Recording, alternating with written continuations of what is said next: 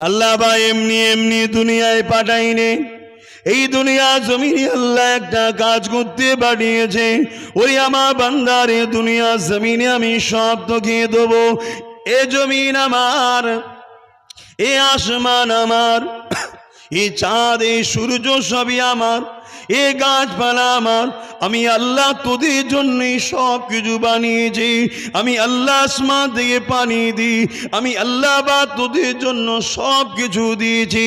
তবে বান্দারে, এই জমিনের ওপরে আমি আল্লাহ তোদেরকে একটাই পরীক্ষা নেব। এই জমিনে সবার থেকে বেশি আমি আল্লাহ আমার মহব্বত দেখাতে হবে। এই দুনিয়ায় সব থেকে বেশি আমাকে পিয়ার করতে হবে, তোদেরকে ভালোবাসতে হবে আমার জন্যে। মান আহাব্বা লিল্লাহ ওয়া আবগাদা লিল্লাহ ওয়া আতা লিল্লাহ ওয়া মানআ লিল্লাহ ফাকাদ ইসতাকমালাল ঈমান।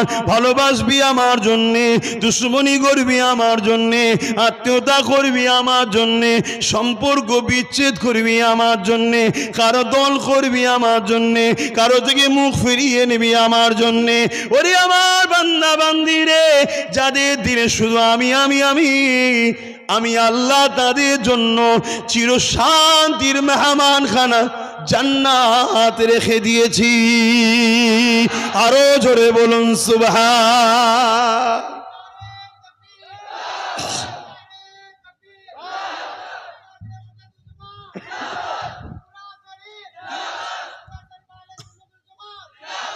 আল্লাহ কিন্তু পরীক্ষা নেবে।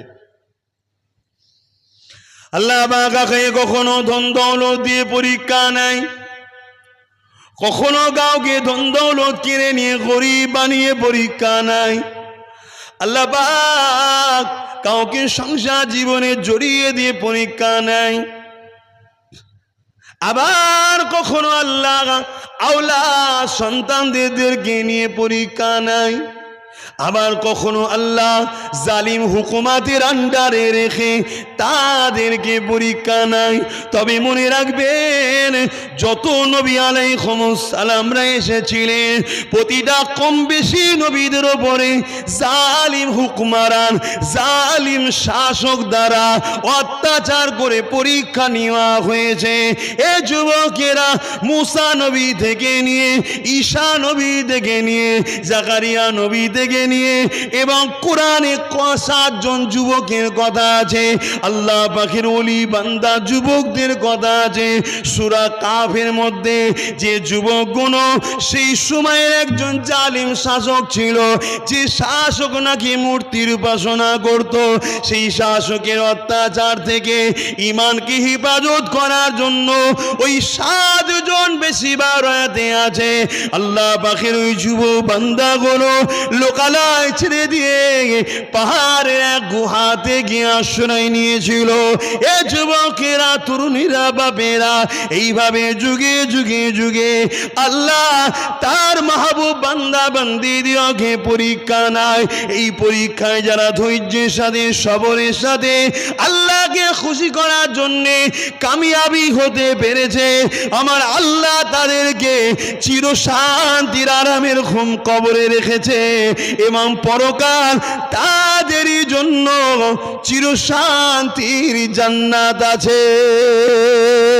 আরো জোরে বলুন সুবহান।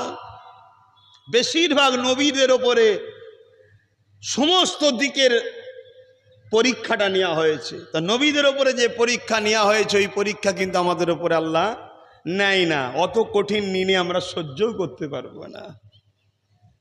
সেই নবী আলাইহিস সালামদের মধ্যে থেকে ঠিক তেমনি ইব্রাহিম আলাইহিস সালামের ওপরও পরীক্ষা হয়েছিল। একটা মানুষের কাছে কয়টা জিনিস সব থেকে প্রিয়? একটা হলো ধন দৌলত, আর একটা হলো জান, আর একটা হলো স্ত্রী, আর একটা হলো আওলাদ।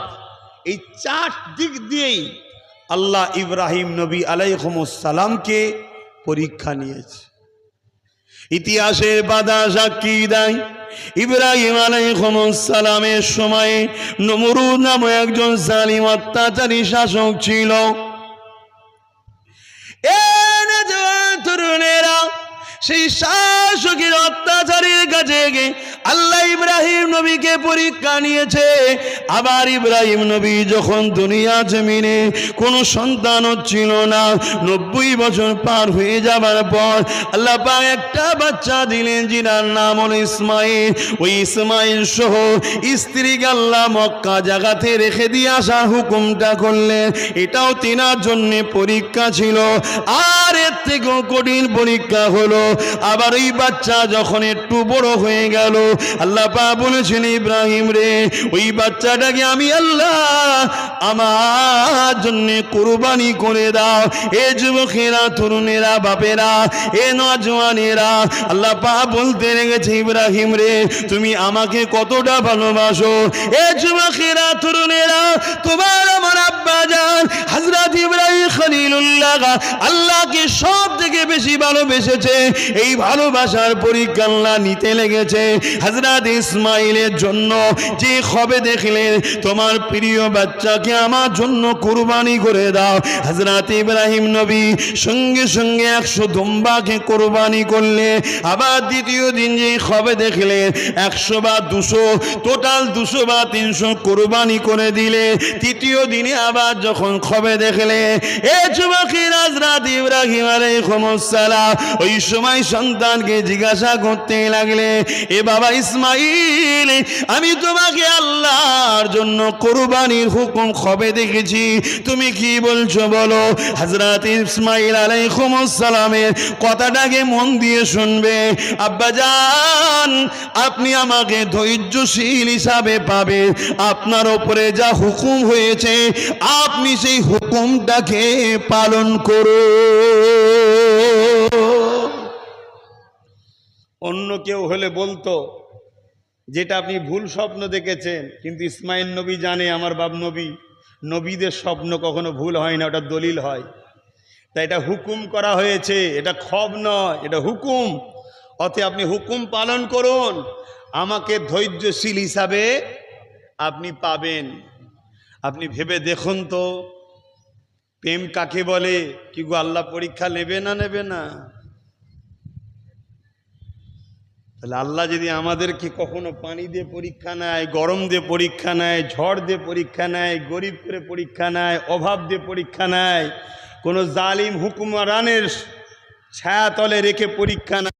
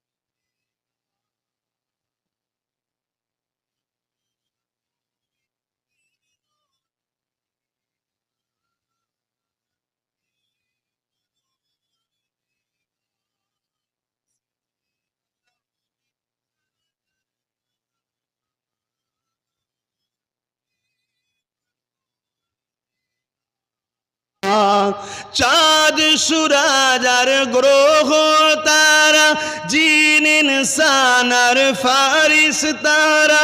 চাঁদ সূরজ আর গ্রহ তারা, জিন ইনসান আর ফারিস্তারা। দিন রজনী গাইছে তারা, দিন রজনী গাইছে তারা, মহিমা তোমার হে পরওয়ারদিগার। বাদশা তুমি দিন ও দুনিয়ার, হে পরওয়ারদিগার। তোমার নূরে রোশনি পরোশি উজ্জ্বল হয় যে রবিও শোষে তোমার নূরে রোশনি পরশে উজ্জ্বল হয় যে রবিও শোষে রঙিন হয়ে ওঠে বিকশে রঙিন হয়ে ওঠে বিকশে ফুল যে বাগিচায় হে পরওয়ারদিগার বাদশা তুমি দীন দুনিয়ার হে পরওয়ারদিগার সজদা লোগে হাজার বার আমার হে পরওয়ারদিগার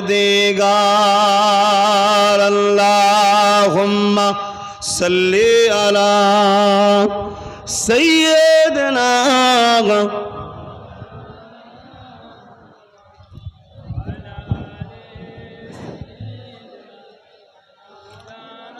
আমার বাপজানেরা ভাইরা রোদ গেছে কিন্তু গরম যায়নি আর দু কথা বলি নাকি 5টার পরে নামাজ হবে বললো তো কারা কারা দায়িত্ব যেটা আলোচনা করে বলুন কখন নামাজ হবে ঘোষণাটা করে দিই আপনাদের অসুবিধা হচ্ছে আল্লাহ পরীক্ষা নেবে এমনি এমনি হয়ে যাবে না বাপ এমনি এমনি হবে না আল্লাহ বলেছেন আমি দুনিয়ায় যাকে কষ্ট দেব আখিরাতে তাকে কোনো কষ্ট দেব না আর দুনিয়ায় যে শান্তি পাবে আখিরাত সে কখনো শান্তি পাবে না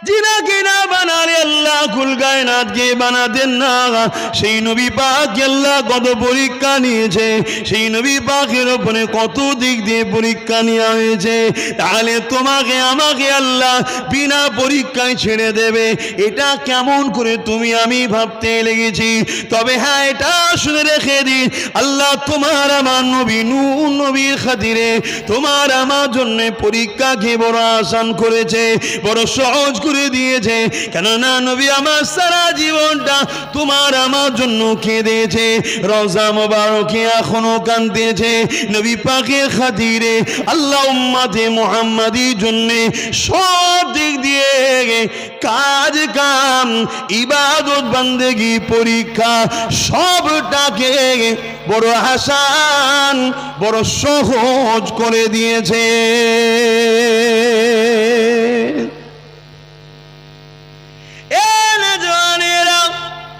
हजरत इब्राहिम अलैहिस्सलाम के আল্লাহ পাক কিভাবে পরীক্ষা নিয়েছিলেন দেখুন নমরুদের সামনে যখন ইব্রাহিম নবী দাঁড়িয়ে বললেন আমি এক আল্লাহ ছাড়া দ্বিতীয় কাউকে মানি না তোমরা সূর্যের উপাসনা করো আমি করি না তোমরা চাঁদের উপাসনা করো আমি করি না তোমরা নিজেদের হাতে তৈরি করে হাজারো নখল খোদা তৈরি করেছো ওগুলো কি আমি ইব্রাহিম মানি না হে নমরুদ তুমি নিজেকে খোদা দাবি করেছো আমি তোমাকেও খোদা বলে মানি না আমি তিনাকে খোদা বলে মানি যিনি মরাকে জিন্দা দেয় জান দেয় এবং মৃত্যুকে জিন্দা করে আর জিন্দাকে মৃত্যু দেয় মওত দেয় এই কথাটা যখনই নমরুদ বলল শুনলো ওই সময় নমরুদ বলতে লেগেছে এই ইব্রাহিম এটা তো আমিও করতে পারি সঙ্গে সঙ্গে কারাগার থেকে বন্দী দুজনকে নিয়ে আসলো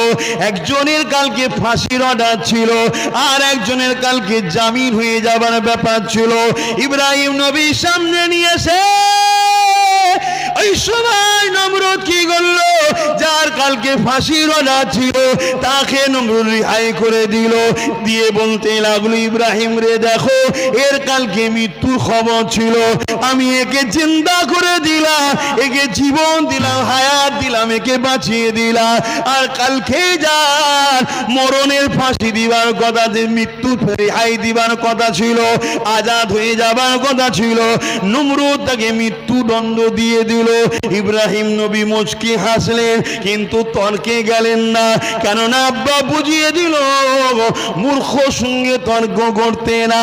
তাই আব্বা দ্বিতীয় কথা বলল, এ নমরুদ শুনে রেখে দাও, আমি তিনাকে আল্লাহ বলে মারি, যিনি পূব থেকে সূর্য তোলে পশ্চিমে অস্ত দেয়, এবং তিনি আবার একদিন ওই পশ্চিম থেকে সূর্যকে উঠাবে। তাই তুমি যদি খোদা হও, পশ্চিম থেকে সূর্যকে তুলে দেখাও। কিন্তু নমরুদ ওই জায়গায় মাথা হ্যাট হয়ে গেল, পারল না। কিন্তু অন্যায়কারী জালিম শাসকের একটা চরিত্র শুনে রাখে, যুগে যুগে যারা অত্যাচারী শাসক হয়েছে, যখন তাদেরকে বলা হয় তুমি অন্যায় করছো, তুমি ভুল করছো, তর্কে যুক্তি যখন পারে না, সে ক্ষমতা দেখাতে লাগে। সেই দিন নমরুদ যখন দেখলো ইব্রাহিম ঠিক বলছে, মেনে নেওয়া ছেড়ে দিয়ে ইব্রাহিমের কাছে ক্ষমতা দেখাতে লাগলো। কি করতে লাগলো? আগুন তৈরি করে দিয়ে আব্বা ইব্রাহিমকে আগুনে ফেলে দিতে লাগলো। এ যুবকেরা, আজও যদি তোমাদের সামনে কোনো অত্যাচারী শাসক যদি অন্যায় করে, আর তোমরা যদি তার অন্যায় বিরোধী করো, ওই মূর্খ দেখবেন আজকে দিনে গায়ের জোর দেখাবে। এই গায়ের জোর দেখাতে গিয়ে যদি কারো জেল হয়ে যায়, যদি কারো কারবার নষ্ট হয়, যদি কারো ঘর ভেঙে দেওয়া হয়, যদি কারোর উপরে জুলুম করা হয়, যদি কাউকে মারধর করা হয়, মনে রেখে দেবে আমার আল্লাহ তোমাকে ভালোবাসে, তাই পরীক্ষা নিচ্ছে।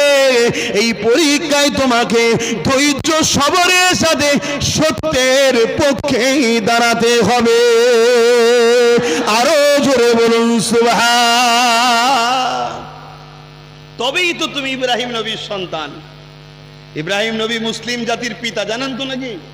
তবেই তো তুমি ইসলাম ইব্রাহিম নবীর সন্তান হতে পারলে। কেন তোমার আব্বা হযরত ইব্রাহিম আলাইহিস সালাম যখন সত্য কথা বলল, আরো জালিম শাসক নমরুদ দেখল, আরে আমি তো হেরে যাচ্ছি, হেরে যখন যাচ্ছে গায়ের জোর শুরু করে, ধরো ইব্রাহিমকে, ওসব কথা ছাড়ো তো, কোন তৈরি করো, ইব্রাহিমকে পোড়ানো হবে। আরে গায়ের জোর দেখানো আজও চলে না, চলে না, বিশ্বজুড়ে চলছে। দেখো না প্যালেস্টাইনের উপরে গায়ের জোর দেখিয়ে পৃথিবীর সন্ত্রাসগুলো সন্ত্রাসী করছে, দেখুন। অথচ তাদের সম্পদ কিনে নেওয়া হচ্ছে জোর করে। এতে প্যালেস্টাইনবাসী কিন্তু আলহামদুলিল্লাহ বলছে। আমরা তো দস্তখানে বসে খাবার থেকে নখ ঠিক রাখতে পারি না, কখন খাবো, হাত ধুইছি কি ভুলে যাই, বিসমিল্লাহ বলা হয়েছে কি ভুলে যায়। আর প্যালেস্টাইনের বাপ মাকে স্যালুট জানায়, প্যালেস্টাইনবাসীকে ধন্য জানায়। কারো বাড়িতে 10টা, কারো বাড়িতে 5টা পরিবারের সন্তান সব শহীদ হয়ে গেছে, এরপরও তাদের মুখে হাসি যায়নি। তারা একটাই কথা বলছে, আল্লাহ পরীক্ষা নিচ্ছে, জিহালে রেখেছে শুকরিয়া। জোরে বলুন সুবহানাল্লাহ। আরো জোরে বলুন, আরো জোরে বলুন। তাদের জন্য একবার শুকরিয়া আদায় করে বলি আলহামদুলিল্লাহ। অত সহজ জান্নাত পাওয়া? দুদিন কাজ বন্ধ করে দিলে 3 দিনের দিনে যে পায়ে ধরে ক্ষমা চাইছে, খুনির কাছে, ডাকাতের কাছে, চরিত্রহীনের কাছে, মাতালের কাছে, ইসলামের দুশ্মনের যে পা ধরছে কলেমা পড়া মুসলমান। ভেবে দেখুন আমাদের ঈমান কত দুর্বল, কত দুর্বল। আর ইব্রাহিম আলাইহিস সালামকে আগুনে পোড়ানো হবে। ইব্রাহিম নবী আলাইহিস সালামকে বন্দি করে রাখা হয়েছে, বিশাল আগুনের কুণ্ডু তৈরি করা হচ্ছে, 3 মাস ধরে আগুন জড়ো, কাঠ জড়ো করা হয়েছে। কত বড় বুঝতে পারছেন? এত আগুন ধরেছে, কয়েক মাইল দূর থেকে লোক আর কাছে যেতে পারছে না, এত তাপ। ফেলবি কি করে রে, ফেলবি কি করে? ইব্রাহিম আলাইহিস সালামকে ফেলার যে প্ল্যান করুন, ফেলবো কি করে? লাস্টে এক তৎকালীন সময় ইঞ্জিনিয়ার ছিল, সে বুদ্ধি দিল, একটা দড়িকল করো, কবিকল করো, যাই হোক, যেটা থেকে ঘুরিয়ে টান মেরে ছুড়ে দেবে, ইব্রাহিম নবী আগুনে গিয়ে পড়বে। রেডি হয়ে গেল।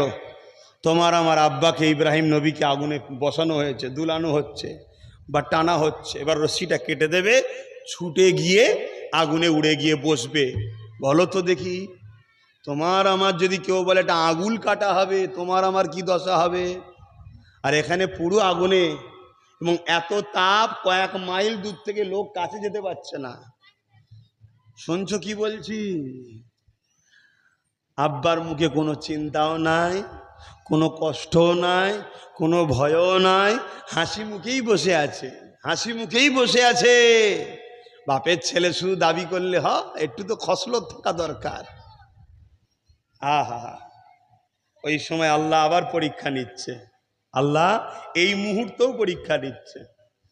বিপদের সময় মানুষ যদি একটা পাটকাঠি পায় ডুবে যাচ্ছে, ওইটাকেও ধরতে যায়, ঠিক না?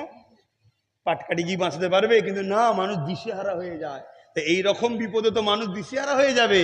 এই টাইমেও আল্লাহ পরীক্ষা নিচ্ছে। জিবরাইল জলদি করে যা, আমার ইব্রাহিমকে যে বল কিছু সাহায্য লাগবে কি জিজ্ঞেস কর। হযরত জিবরাইল আলাইহিস সালাম চলে এসেছে। সালাম দিয়ে বলতে লেগেছে, ভাই জিবরাইল এসেছি।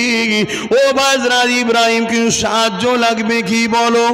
হযরত ইব্রাহিম আলাইহিস সালাম বললেন, হ্যাঁ অবশ্যই সাহায্য লাগবে, তবে তোমার থেকে নয়, আমার সাহায্যকারী আমার আল্লাহ যথেষ্ট। আরো জোরে বলে।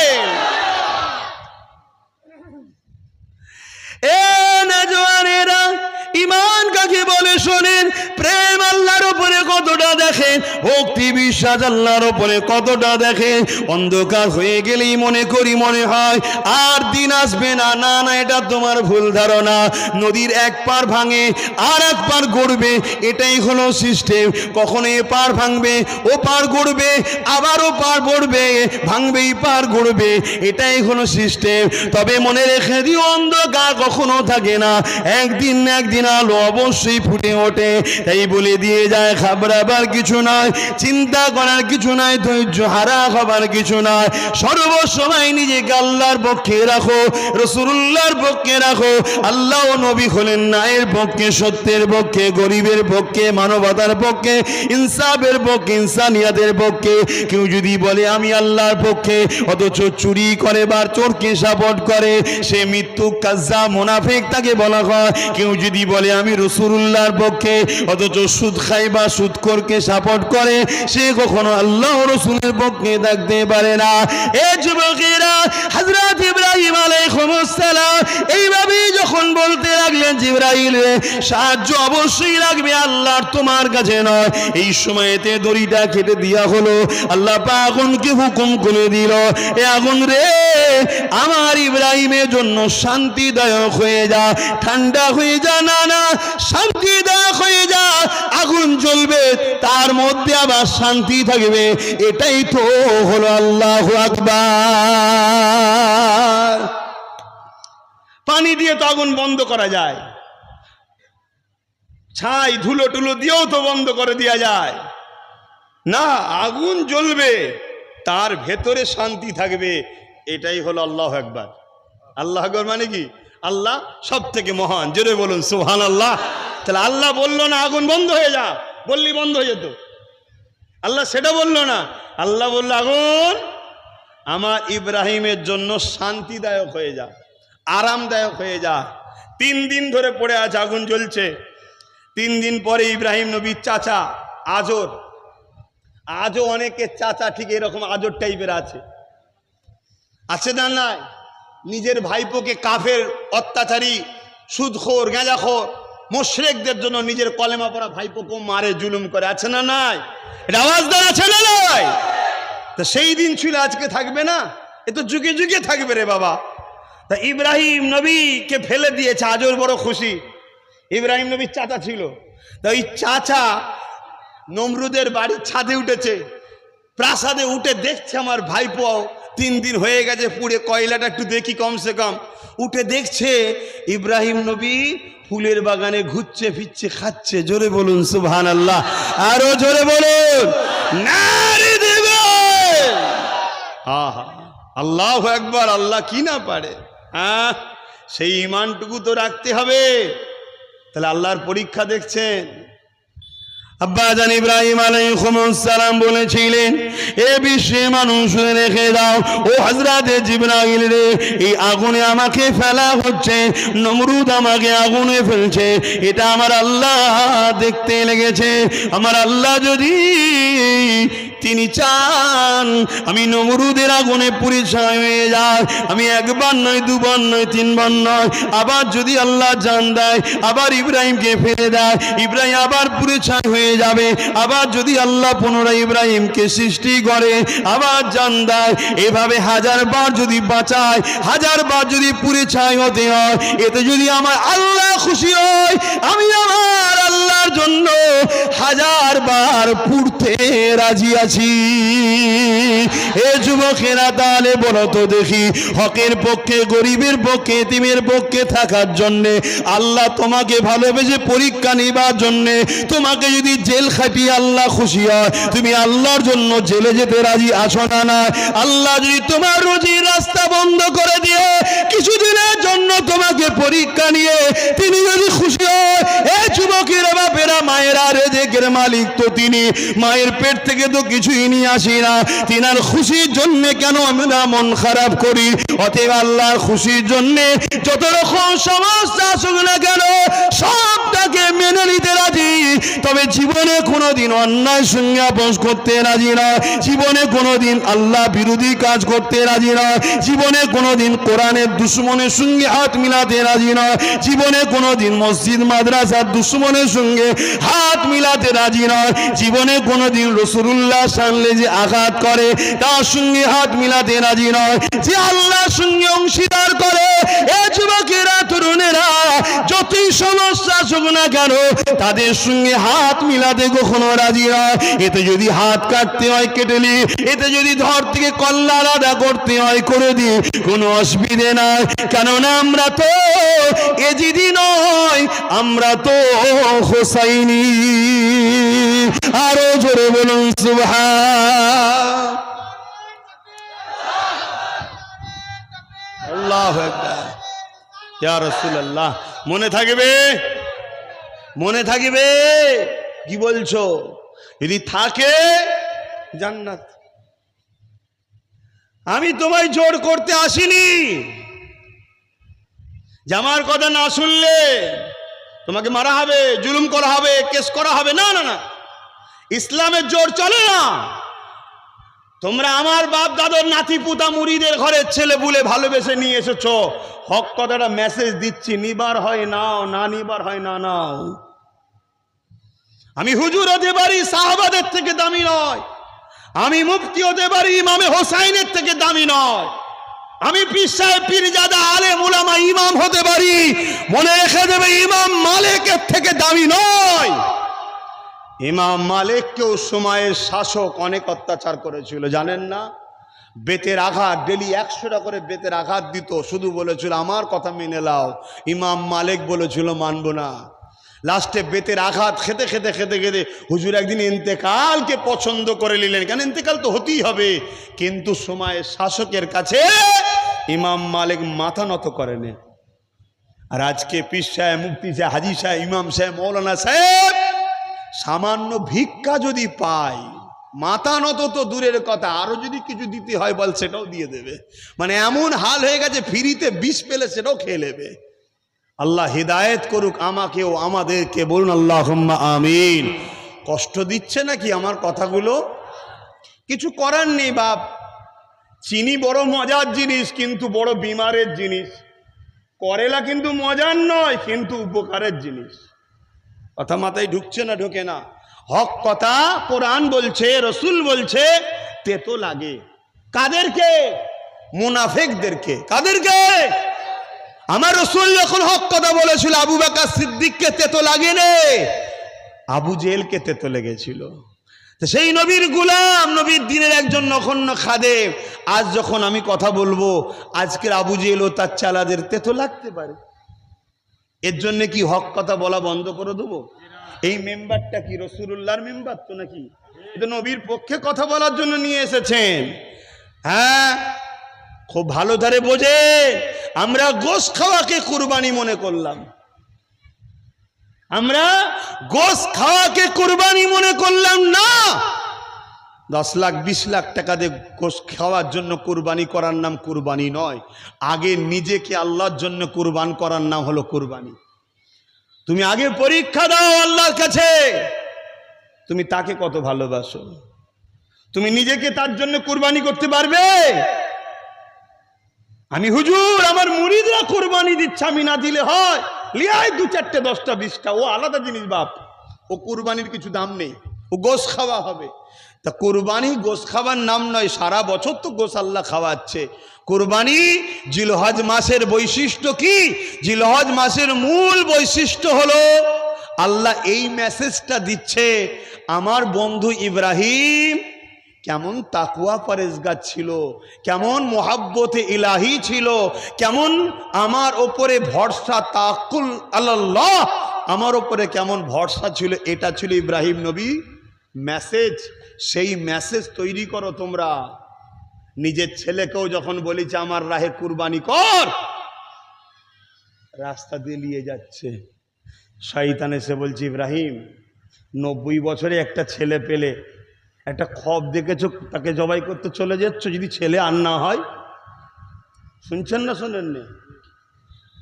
আমাদের ঘরেও ধোকা দেয় অনেকে, অনেকে ধোকা দেয়। ইব্রাহিম আলাইহিস সালাম 7টা পাথর তুললেন, তুলে শয়তানকে মারছে। বেরো! ছিল না, হয়েছে। যিনি দিয়েছে তিনি চেয়েছে, তেনার জিনিস তেনাকে দিয়ে দিচ্ছি। জোরে বলুন সুবহানাল্লাহ। শয়তান দেখলো তো এখানে হচ্ছে না, গেল আম্মা হাজেরার কাছে। আজও শয়তানরা দেখবেন ছেলেদের কাছে না পেলে মা বাপের কাছে যায়, যে বলে তোমার ছেলে এই করছে এই করছে এই করছে, বলে না? এইসব যুগ যুগ ধরে শয়তানরা শয়তানের লাইনে আছে। আর যারা আল্লাহওয়ালারা তারা যুগ যুগ ধরে যেমন জান দিয়েছে আজও দিচ্ছে। সংখ্যা কম হলেও এখনো জান দিবার লোক আছে না নাই? হ্যাঁ আছে, কত লোক যা দিচ্ছে।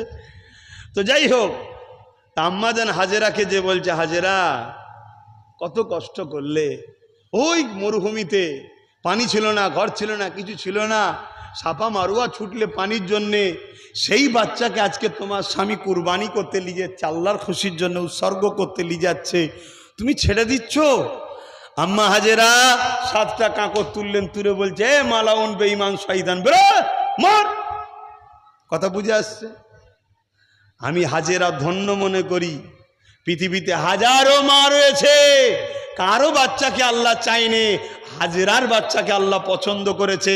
হাজেরা নিজেকে গর্ব মনে করে। জোরে বলুন সুবহানাল্লাহ, আরো জোরে বলুন সুবহানাল্লাহ। তোমাদেরও তো বোঝা দরকার, এখানে হাজারো ছেলে রয়েছে, কারো নামে মিথ্যা কেস হলো না, তোমার নামে হলো। গর্ব করা দরকার যে আল্লাহ পরীক্ষা নিচ্ছে আমায়। কথা মাথায় ঢুকছে না? ঢোকে না? হ্যাঁ, যদি তুমি অন্যায় করে জেল খাটো, এটা তোমার প্রাপ্য। তুমি অন্যায় করোনি, তোমার নামে কেস হয়েছে, যেটা এখন অহরহ হচ্ছে। বিশেষ করে মুসলিম ছেলেদের ঘরে গেঁজার কেসে ভরে দেওয়া হচ্ছে, হচ্ছে না? হয়নি? যাদের গেঁজা খাওয়াই হারাম, তারাই নাকি গেঁজার ব্যবসা বেশি করে। গেঁজা খোরগুনো সব এইসব করে বেড়াচ্ছে। গেঁজা খোরগুনো মিথ্যাভাবে মুসলিম ছেলেদের ঘরে গেঁজা খোর বলে কেস দিচ্ছে, হচ্ছে না? হয়নি?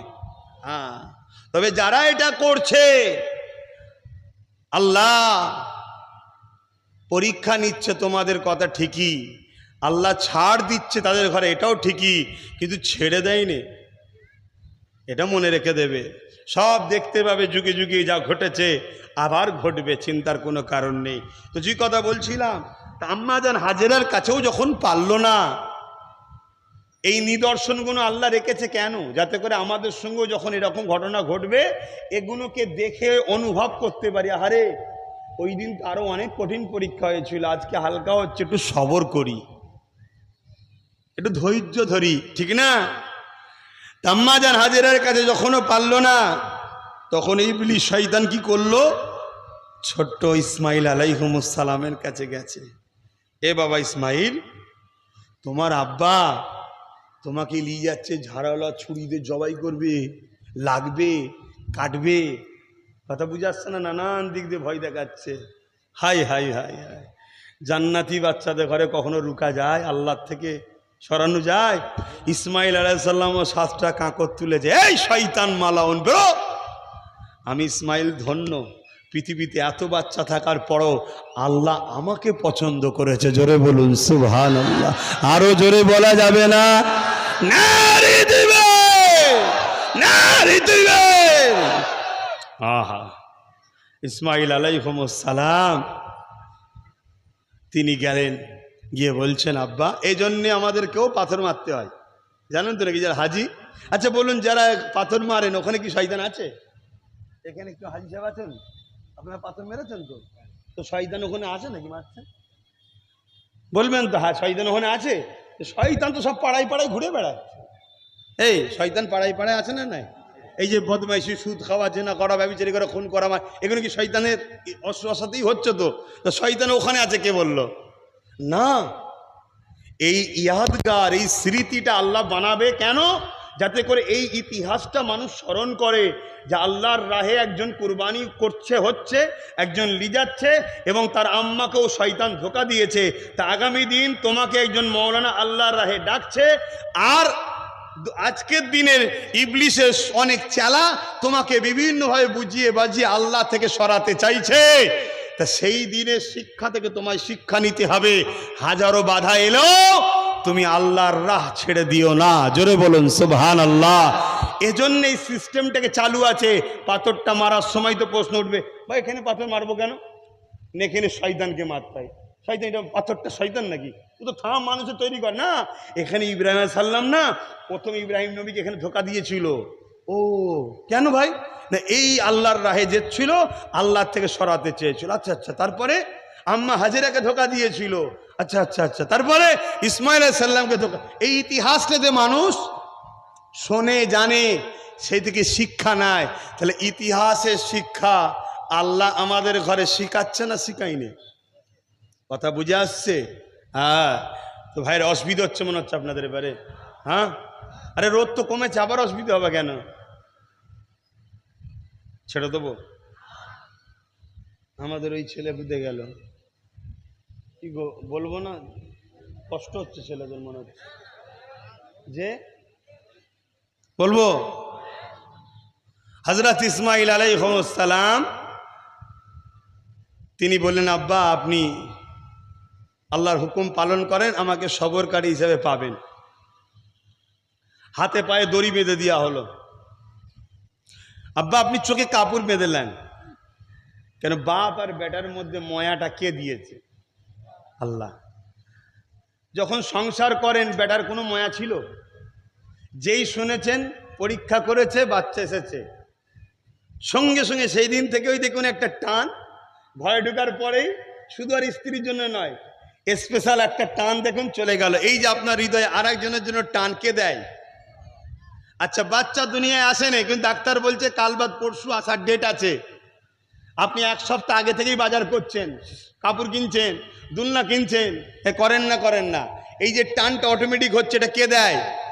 আল্লাহ। এখানে কারো জোর চলে না, আপনি নিজেকেও কন্ট্রোল রাখতে। তাই ইসমাঈল আলাইহিস সালাম বলছেন, আব্বা বাপ আর বেটার মধ্যে যে মহব্বতটা হয়ে যায়, এটা তো আল্লাহর পক্ষ থেকেই হয়। কিন্তু আপনি বা আমি উভয় প্রমাণ করে দিয়েছি, আমার জানের থেকে বেশি আমি আল্লাহকে ভালোবাসি, আর আপনি বেটার থেকে বেশি আল্লাহকে ভালোবাসেন, আর মাও ছেলের থেকে বেশি আল্লাহকে ভালোবাসে। এই পরীক্ষায় আমরা কামিয়াব। আপনি এখন আমায় জবাই করবেন, কিন্তু নিজের চোখে একটা কাপড় বেঁধে নেন। না জানি জবাই করতে গিয়ে যদি হাতটা ফট করে একবার চলে যায়, আর কিয়ামতের দিন যদি আল্লাহ বলে, ইব্রাহিম কেন হাতটা কেঁপেছিল?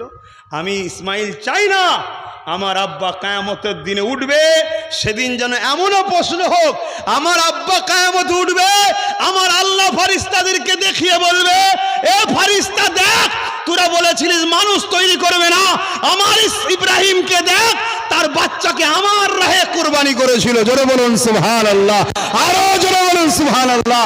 যেন আপনাকে দেখিয়ে আল্লাহ নিজে ফখর করে ফারিস্তাদের কাছে। আব্বা তাই আপনি চোখে কাপড়টা বেঁধে নেন। ইসমাইল নবী, ইব্রাহিম নবী কাপড় বেঁধেছে, হাত পা বাঁধা অবস্থায় বিসমিল্লাহ আল্লাহু আকবার, দেখছে কাটেনি, জবাই হয়নি। তো হুজুর ধার আছে কিনা পরীক্ষা করার জন্য একটা পাথরে মেরেছে, পাথরটা বড় ছিল, এত ধার দুটুকরো হয়েছে পাথরটা। আল্লাহু আকবার। আহা, কেন কেন কাটেনি? আল্লাহ তরোয়ালকে বলে দিয়েছে ইসমাইলের গলায় চলবি না, তরোয়ালের ক্ষমতা আছে। আগুনকে বলেছিল ইব্রাহিমকে পোড়াবি না, শান্তিদায়ক হয়ে যা, আগুনের ক্ষমতা আছে। তাহলে আগুন কি পোড়াবার ক্ষমতা রাখে যদি আল্লাহ না চায়? এই জোরে বলেন।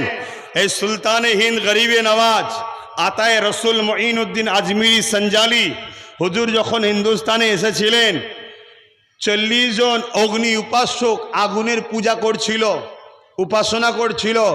গরিবে নওয়াজ আমাদের সুলতান, তাই তো নাকি গো?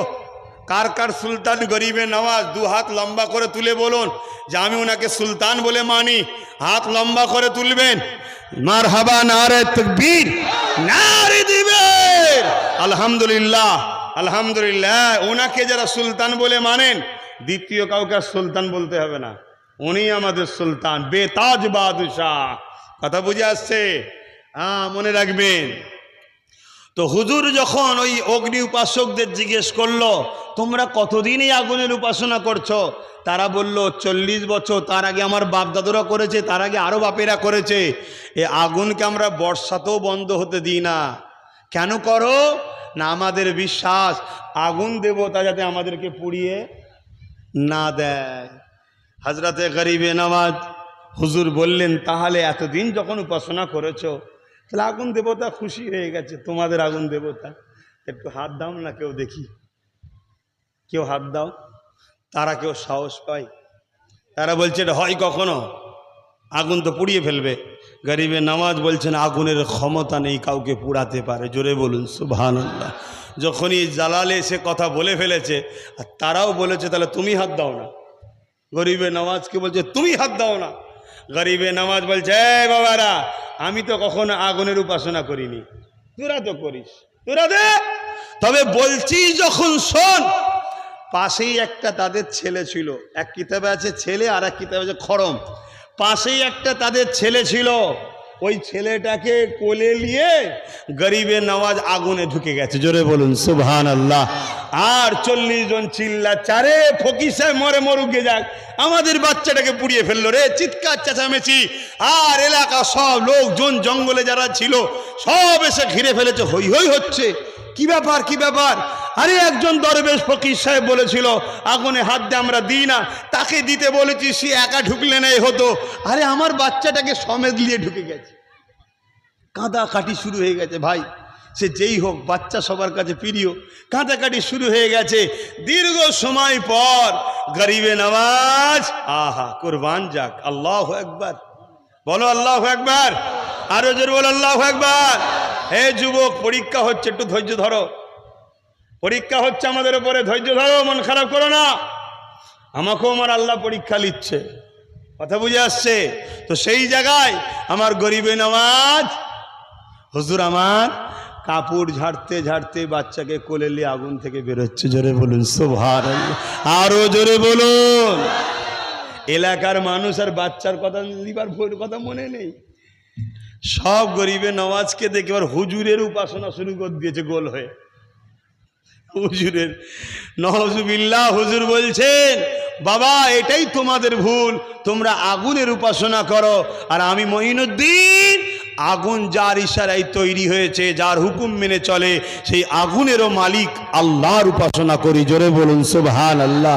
তোমরা সূর্যের উপাসনা করো, আমি মঈনুদ্দিন সূর্য যার ইশারায় ডোবে, যার ইশারায় ওঠে, সেই আল্লাহর ইবাদত করি। তোমরা চাঁদের ইবাদত করো, তোমরা গাছের ইবাদত করো, তোমরা পাহাড়ের উপাসনা করো। আমি মঈনুদ্দিন এ সব কিছু জিনিস সৃষ্টি করেছেন একমাত্র খালিক রব্বুল আলামিন, তিনার ইবাদত করি। জোরে বলুন সুবহানাল্লাহ। 40 জন মানুষ গরিবে নওয়াজের হাতে হাত দিয়ে ঈমানের কালেমা পড়ে আল্লাহ দাসত্ব নবী সুন্নতের জিন্দেগি গড়ে আল্লাহর ওলি হয়ে কবরে গেছে। জোরে বলুন সুবহানাল্লাহ। আর তোমার আমার দাদু মুসলমান, নানা মুসলমান, নানি মুসলমান, গোষ্ঠী সব মুসলমান, আর তোমার আমার উঠা বসা চাল চলন ফলো করা সব ইসলামের দুশ্মন করে। আস্তে আস্তে ধ্বংস হয়ে যাচ্ছ, আস্তে আস্তে ধ্বংস হয়ে যাচ্ছ। কি গো, পরিবর্তন হবে না? আসো আমার সোনার ভাইরা, যুবকেরা, এ দুনিয়ার মায়াজালে, পশ্চিমা দুনিয়াদের কালচারে নেচুনি, এ দুনিয়া চিরস্থায়ী নয়, চলে যেতে হবে। তো যাক, নামাজের ব্যাপার আছে, আসুন একটু সালাত ও সালাম দিয়ে নি। ইয়া নবী সালাম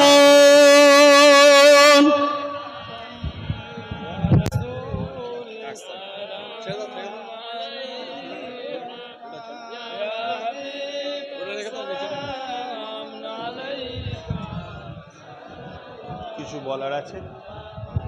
কিছু বলবেন?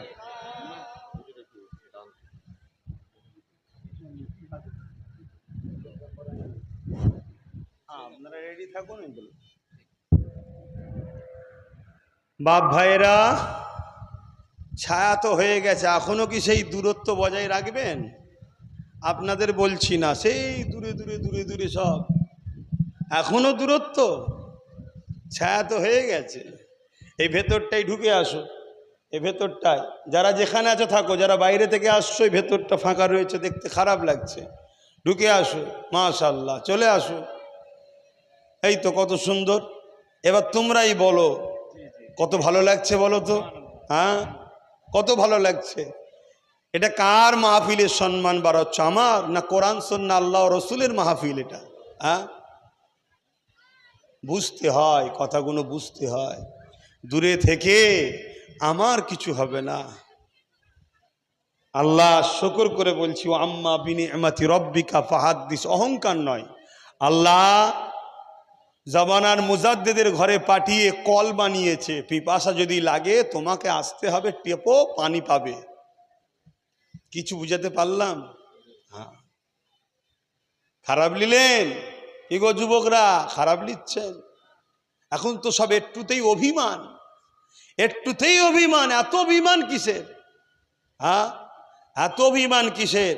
নিজের বলে কিছু নাই, নিজের বলে কিছু নাই। এই দুটো চোখ দিয়ে দেখছে, এই দুটো আমার নয়। আল্লাহ দয়া করে সৃষ্টি করে দান করেছে, যা আব্বাস তুই ব্যবহার কর, এটা আল্লাহর সৃষ্টি। দুটো হাত দেখছো, এটাও আমার নয়, আল্লাহ সৃষ্টি করে আমায় দিয়েছে, লে ব্যবহার কর। যে দুটো পা দিয়ে হেঁটে আসলে হেঁটে আসলাম, ও দুটো আমার নয়, আল্লাহ বানিয়েছে, আমায় ব্যবহার করতে দিয়েছে। অতএব আমার বলে কিছুই নেই, সব আল্লাহর, সব আল্লাহর। আর আল্লাহ